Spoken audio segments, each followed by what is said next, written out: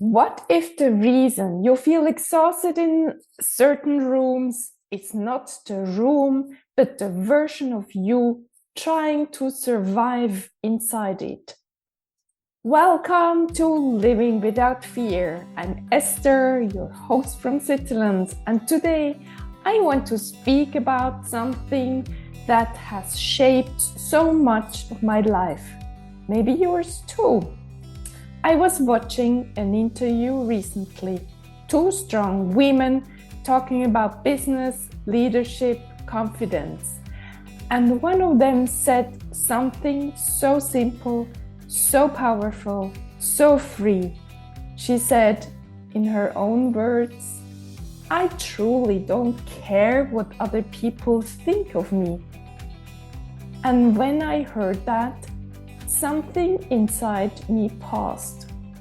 Not because I don't agree, but because I realized I'm not fully there yet. I'm much better than I used to be, but completely free from other people's opinions, not yet. And I want to be honest with you about that, because the desire to be liked has ruled me for decades. I grew up in a family where insecurity was normal. My parents were insecure. Their parents were insecure. Confidence wasn't something that was modeled or strengthened. It was something we quietly longed for. So what did I do? I tried to earn love. I tried to deserve it, especially from my father, later from my teachers, from friends, from groups, from everyone. I wanted to be the one who was appreciated, the one who was admired, the one who was loved. And when I felt rejected, I suffered. I questioned myself constantly. What I am doing wrong? Why do they love my best friend so effortlessly? Why does she walk into a room and people are drawn to her? What should I change so they like me more? Am I too complicated, too sensitive, not confident enough? Do you know this voice? Have you heard it inside your own head? Even today, in unknown environments, I still notice something. I scan the room. Do people look at me? Do they notice me? Do they turn away? Do they start talking to someone else? And in the past, my solution was clever. I would immediately start a one-on-one conversation with someone next to me. I'd ask questions, I'd get curious, I'd dive deep into that one person. And suddenly I felt safe because one-on-one felt manageable, intimate, contained. It was actually very smart. But here's what I realized later. While I focused intensely on one person, I sometimes unintentionally excluded others. They might have felt unseen, and I didn't even notice because I was busy trying to survive.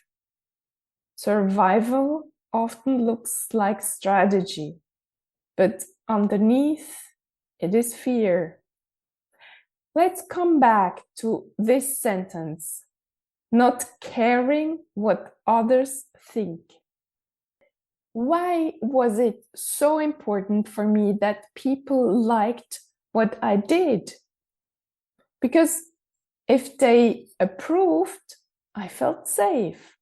If they praised me, I felt worthy. If they admired me, I felt enough. But here's the uncomfortable truth. When you try to be lovable in order to be liked, you're not being yourself. And not being yourself is exhausting. So exhausting.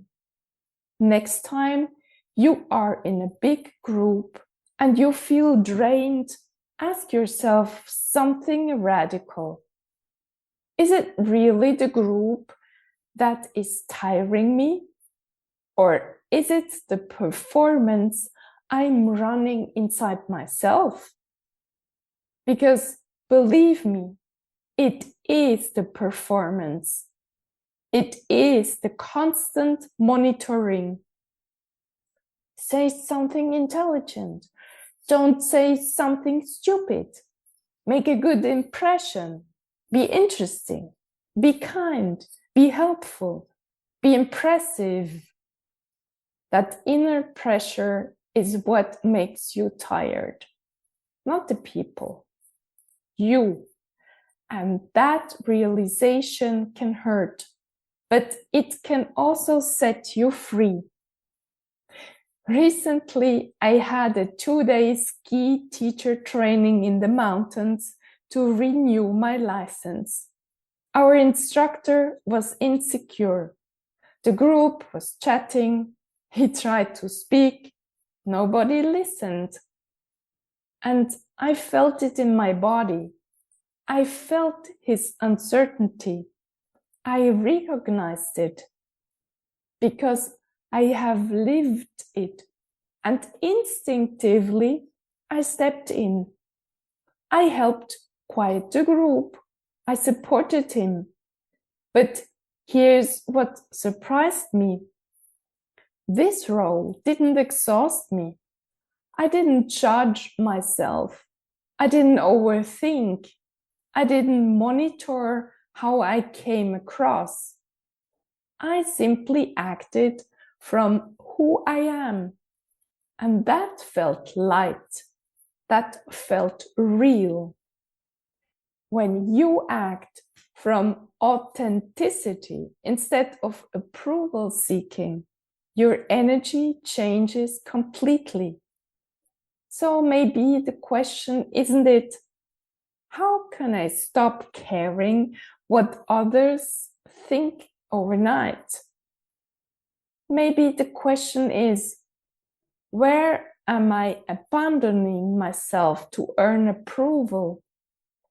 Because the cost of being liked is often self-betrayal, and self-betrayal is heavy. Let me say something very clearly. It does not help anyone, not you, not the group, if you try to be someone else. If you're tired, be tired. If you're grieving, be grieving. If you're quiet, be quiet. If you're silly, be silly. If you don't want to talk, don't force yourself. You are perfectly okay the way you are in this very moment. And please don't misunderstand me. You will not wake up tomorrow completely free from people's opinions. This is a process, an ongoing one, a lifelong one. But every time you notice the inner dialogue, you gain power, because awareness is the beginning of freedom. Start listening to how you speak to yourself. Not only the words you say out loud, but the whispers in your head. If you are not aware of them, journal. Ask yourself, how did I feel today? When exactly did that feeling start? What was the situation? What did I expect from myself in that moment? How did I judge myself? Write it down and be honest. Maybe you will read sentences like, "You screwed up again. You are not smart enough.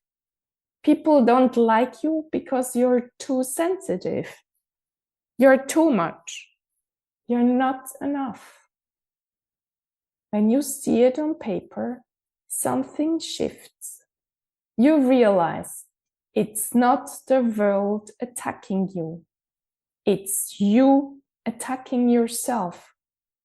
And you cannot build confidence on top of self-criticism. So let's practice something radical. Let's practice being without adjusting, without performing, without editing ourselves in real time. Just being. And if someone doesn't like you, that does not mean you are wrong. It simply means you are not their person, and that is okay. You don't need everyone. You need alignment. You don't need approval. You need integrity. And the more you become yourself, the more the right people will feel you. Not because you tried, but because you finally stopped trying so hard. If this episode speaks to you, if you recognize yourself in my story, I want to offer you something.